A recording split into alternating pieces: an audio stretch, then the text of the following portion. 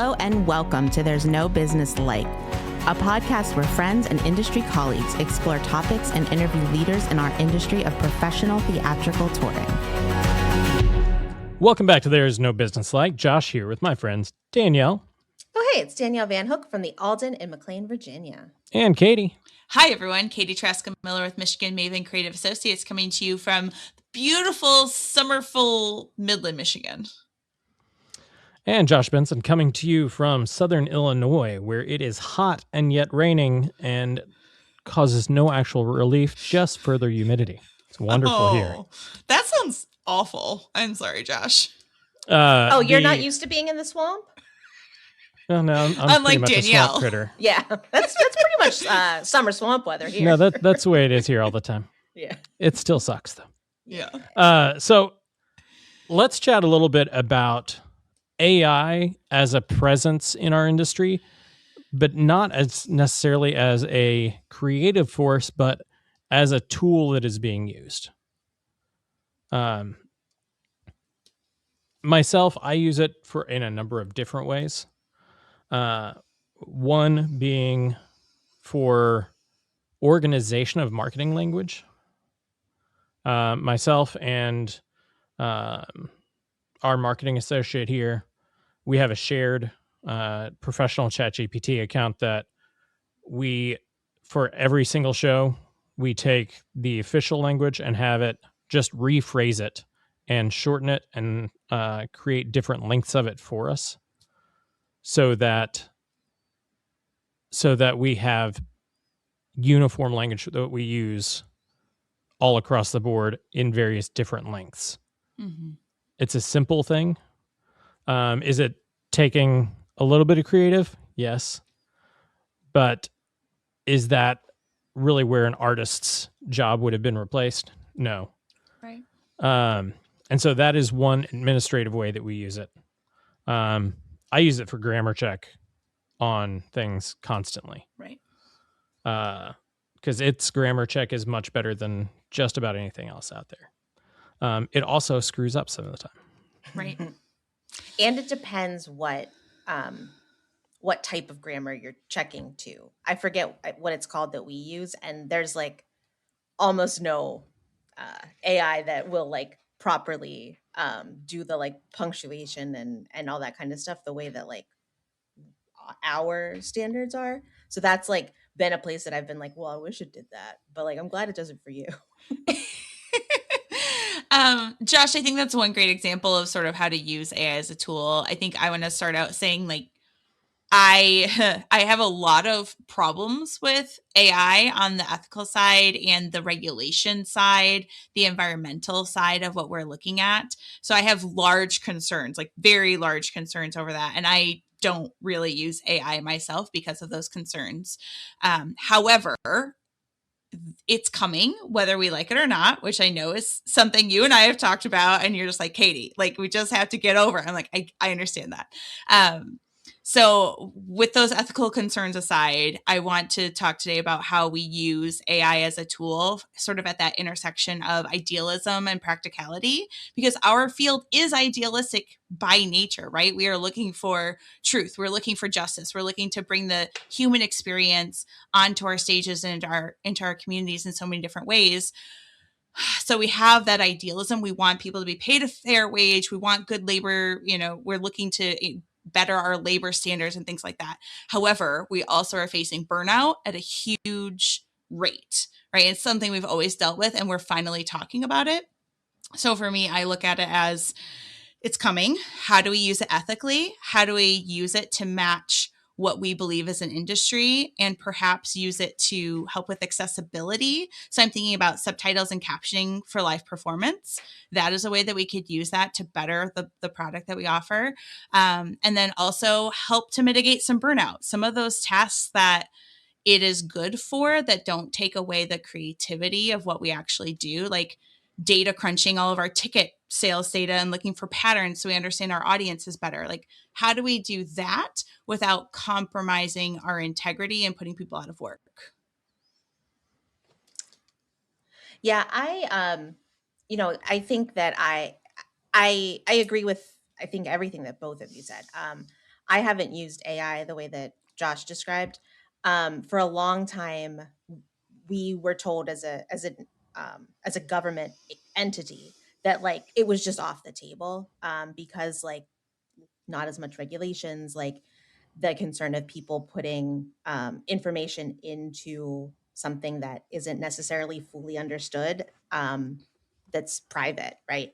And so we like they're starting to roll out now, um, sort of like an internal AI that we can use. And so it's something that like I feel like haven't necessarily been, I mean, I haven't been an adopter of in a professional way, and kind of feel a little bit behind the ball on it. But at the same time, like I have this sort of like internal feeling of like why is it inevitable and why do I need it if I'm making up ways to use it?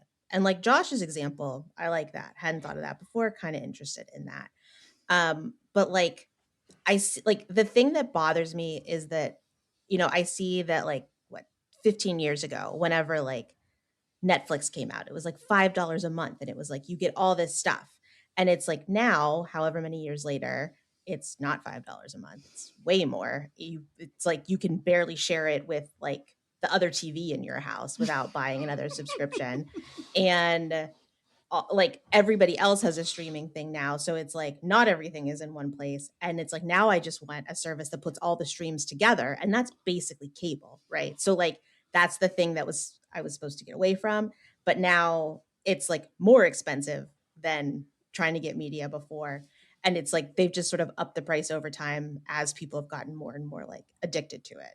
And so like I mean, I think that the writing's on the wall with AI about that is like, here, figure out how you use this thing. And now you can't write marketing copy without it, or now you can't schedule your day without it. And, it's whatever it costs you now, but in 10 years from now, it's probably going to cost 200% more. Right. Because inflation just sucks. Right. And like, I have a problem with just the inevitability of that. It was just like we have to accept that that's where it's going to be, because like I just don't want another utility that I have to pay for. And primarily like, just because we live in a capitalistic society, and that's going to be the reality. Yes, like I think the problem I have with AI is capitalism, but also maybe a little bit AI. And like because of like what I said earlier, like I feel like I'm a little bit behind the ball on it. So like I'm interested in hearing how people are using it in a way that's like taking things off their plate or making their plate easier. But I also just feel very like I'm gonna let you guys figure it out, and then I'm gonna see how that works for you. I mean, I've been using it honestly for the podcast for the majority of the length of our podcast. There are AI tools within Photoshop that select the person in the image, cut them out of the background, and then if the photo that we're using is cropped too much or anything like that, AI has expanded and added a shoulder or added an arm or expanded the background around them, and so we've been using AI for the podcast to help us use the photos that have been given to us to adapt it to our format. Right. It hasn't been creating any of it. Right. It has just been adapting a photo by adding a shoulder or whatever, and then we use that as a tool to then create the actual image itself. Yeah. I do think that's a good example of how it can augment and help solve some problems in that way without sort of like overtaking the process of creating that. Like we have created this product, you adding a shoulder in a picture that otherwise like would be cut off and look weird, like that's one example of like using it in a way that is helpful and useful and not taking away from somebody else.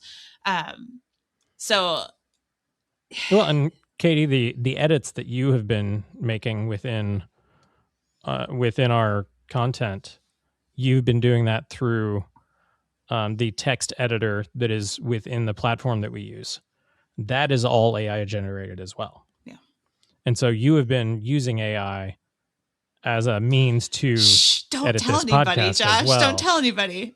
Whether you knew it or not. Like right, it does not all out say that that's AI that's doing that, right. but it's AI that is creating that. And let's be honest, like grammar check and spell check, which you mentioned earlier, that has been in Microsoft products for forever, that is an early version of AI. So we have been using versions of these products and versions of this for a long time, whether we knew it or not, or it was named that or not. And again, that is a useful tool, right, that has made things better. And we are always, if you look back to the Industrial Revolution, right, the economy was completely upset and society was completely upset. So we're always moving through different stages of technological advance.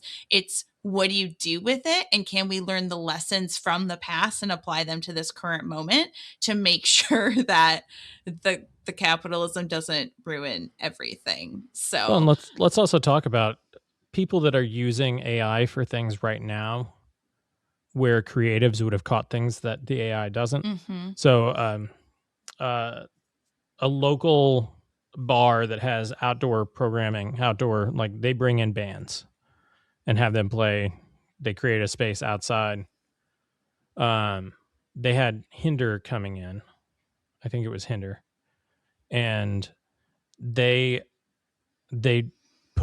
took the image that Hinder gave them, plugged it into the same AI model that they used to create all of their advertisements for this bar. And it changed the faces of the band members. Ooh, ouch. I don't love that. No.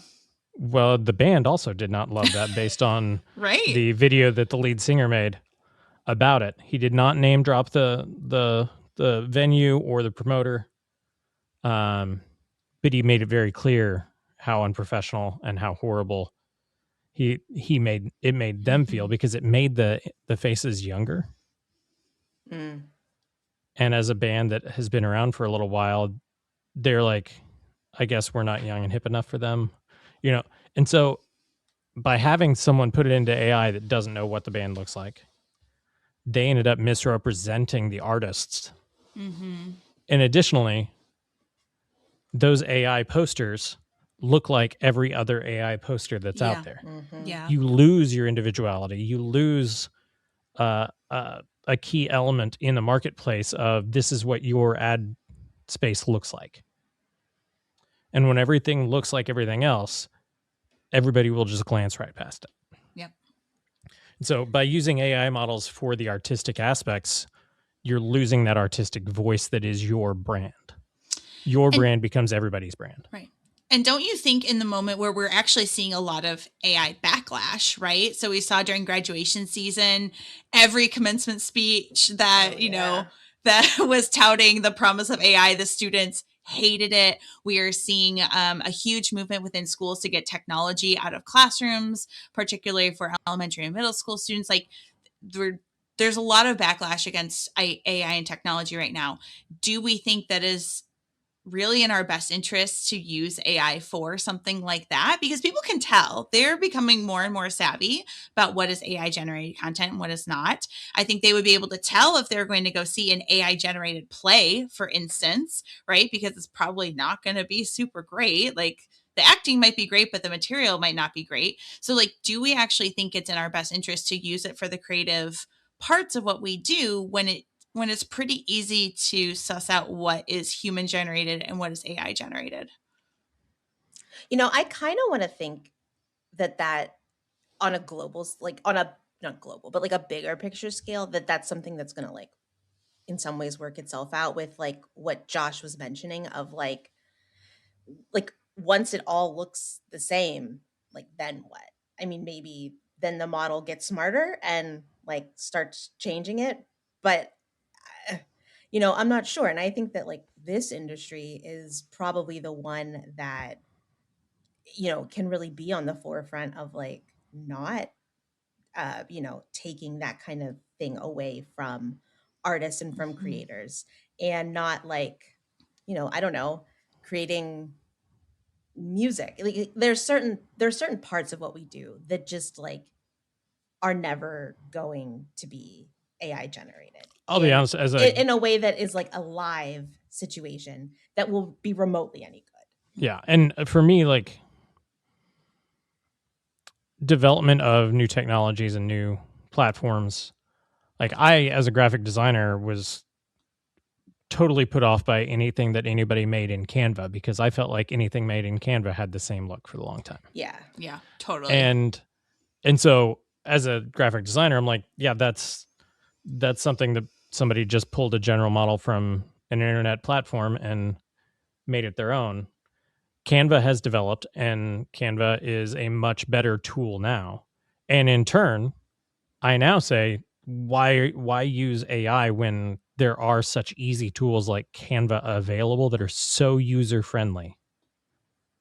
Mm-hmm. But at the same time, Canva was always, like, the way that I saw it, meant to be the, like, starting place of, like, I'm gonna pull these clip art pieces or this thing, but then, like, I'm gonna adjust the size and I'm going to add Right. other elements to it. I'm going to change the color and, like, make maybe what was, like, the very standard, like, Canva heart, like, look very different. That's what Photoshop is too. Sure, but it's a lot easier And a it's lot open cheaper, to everyone, right? Yeah. It's It the is. democratization. I mean, you can barely do any. And here's the going back to the capitalism part. What can you do on Canva now without having a paid subscription? That is on my shit list. But, like, Right. It but, was like, supposed to be at the least for a long democratization time, of it that, was right? like, yeah, anybody could, like, make a flyer that was, like, moderately cute. Right. But I will say, like, right now, so I'm working with the Midwest Arts Expo on their communications and marketing piece. And, like, And you're crushing it. oh, well, thank you. Appreciate that. But Making I'm it crushing amazing. it because we actually have a fantastic graphic design firm out of Milwaukee. And Jess, the designer that I'm working with on a daily basis to do all the graphics work for Max this year, who's actually out of Detroit. So we're actually, like, very close geographically, which is really funny.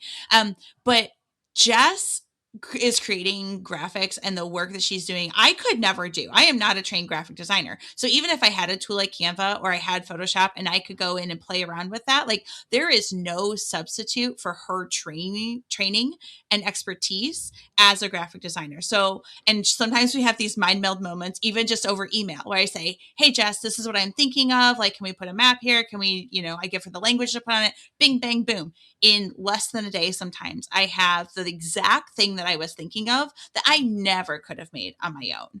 Right. And some people can go in and use those tools and, like, make it happen, but there really is no substitute for good training and, like, real world experience in that. Which I think is also interesting in doing some reading on this topic, thinking about pipeline issues and training.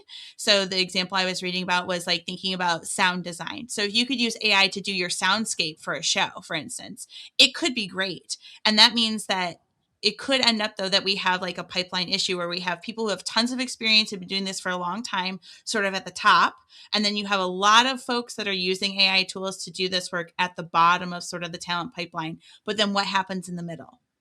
There's no real training, because you can do everything in AI, put in a couple of prompts, bing, bang, boom. But what if you don't have AI? What if it's not giving you what you want? What if you need something that is more complex or unique to the production? There's nobody sort of in that middle level of experience anymore to do the work that needs to be done. So what happens to sort of all the training that we've invested in, the diversity of that training that we've invested in? We've talked a lot about diversity in the field and making sure people removing barriers so a wider variety of individuals can be in our industry.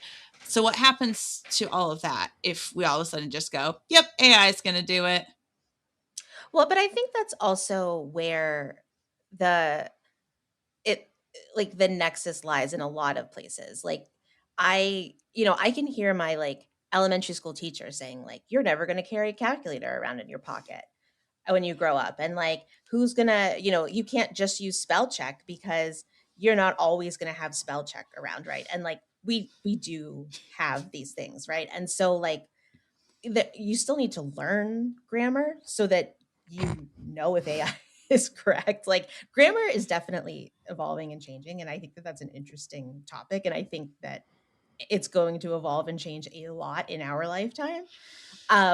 But, like, do we need to spend as much time as, like, I know I spent to still not Right. really know what grammar is correct? Mhm. And, like, you know, how do you balance the, like, yes, that tool is there,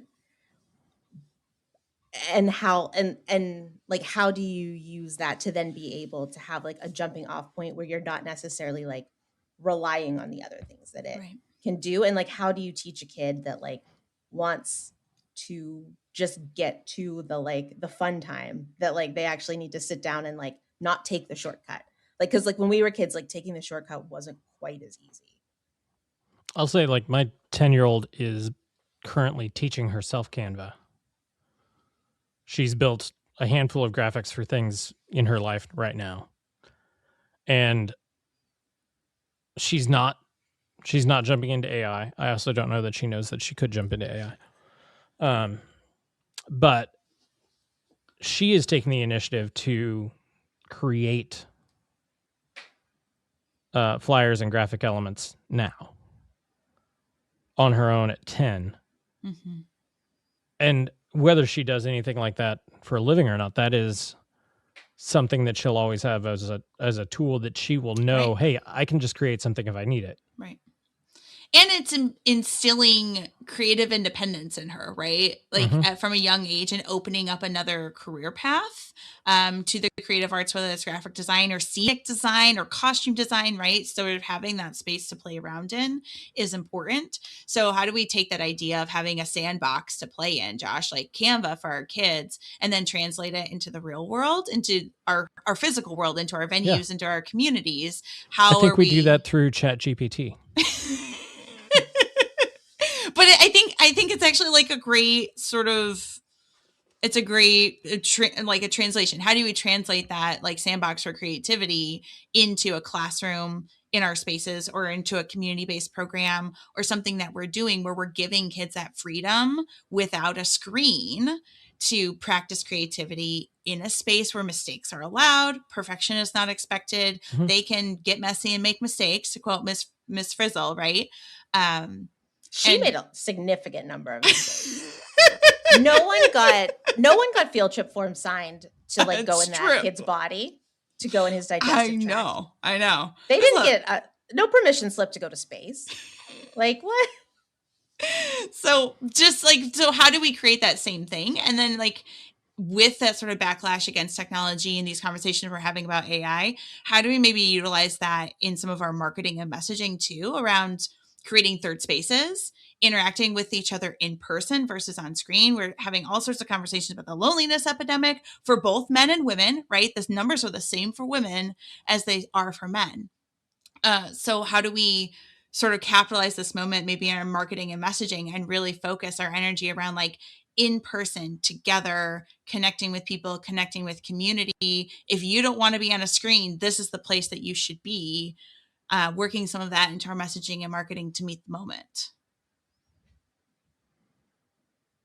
These are all great questions for us to let linger, for us to sit in. And I think that all of this is going to change in an instant as well. Oh my God, yeah. As technology flies forward at a pace like we've never seen it before. So we ask all of you to question these things for yourself, question how you're using it, message us, comment on our posts, let us know how you were using AI, how you are creatively using AI as a tool on the admin side right now for what you do and for your art. But Josh, how will we know if they didn't have AI write that message for us? Hopefully. How will we Hopefully know? some of them are creative enough, and they did. Who cares? All right. Thanks, y'all. We'll see you again here next time on There's No Business Like. Bye. Bye. All right, everyone. Thanks for listening to There's No Business Like. Our producers and hosts are Brian Zelmer, Josh Benson, Kevin Maynard, Katie Miller, and me, Danielle Van Hook. Views expressed in this podcast are ours alone and are not reflective of the organizations we are a part of. Keep up with us at nobusinesslike.com. There you'll find links to all of our episodes and socials. If you like this podcast, give us a like, a follow, a review, or our favorite, a 5-star rating. Oh, wait, what was that site? I got it, don't worry. It is nobusinesslike.com. Do I sound out bus-I-ness every time I type it? Yep, sure do. Stay in touch, my friends. Okay. Katie, do you have a sign that's falling off your wall that says "Don't quit"? It's hanging. So it's hanging Like weird. it's literally hanging on by a thread. It's hooked to like a heating vent so that the cord would run to the floor. But when it's a neon light. It's a neon light, and it can light up to say "Don't quit" or "Do it."